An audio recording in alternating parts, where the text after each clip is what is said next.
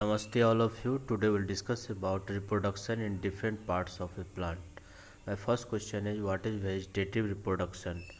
The type of reproduction in which a new plant arises from part of a plant without involvement of seeds is known as vegetative reproduction.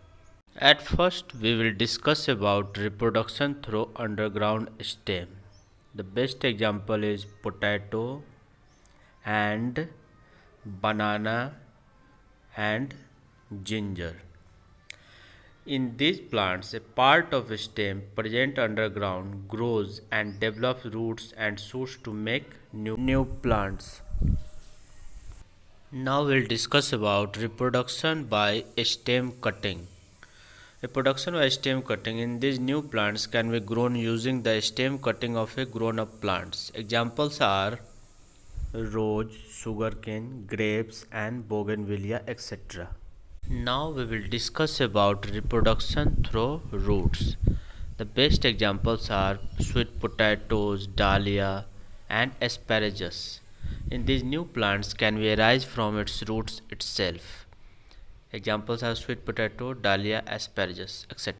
Now we will discuss about reproduction through leaf. The best example is bryophyllum. In the plants like bryophyllum, new young plants arise from the notches of the leaves where small buds are present. Now we can say that different plants reproduce either through seeds or from other parts of plants. They maintain their number and race through an appropriate method of reproduction. Now we'll discuss about an activity, easy way to grow rose from cutting. How to grow rose plant from cutting.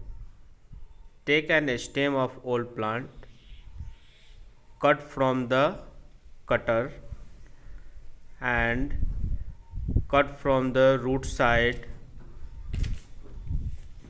Cut the stems into small pieces and cutting piece should be planted in small pots. After 15 days you will see some small leaves are coming from these.